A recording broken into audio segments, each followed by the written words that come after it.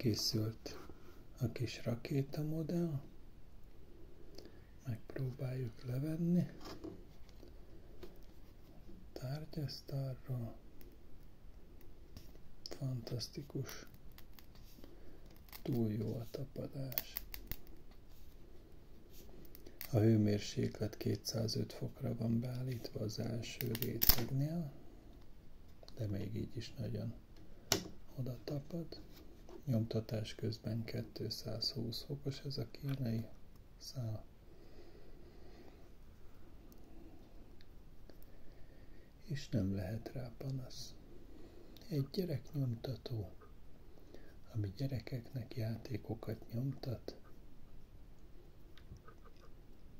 használható.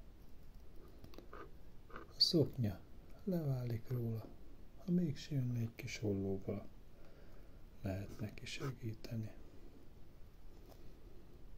A zajja átveszi a asztalnak a formáját, ami apró lukacsokkal van megtűzdelve, és szilárd, nem bírom összenyomni. Pedig a fal vastagsága 2 réteg 0,8 mm.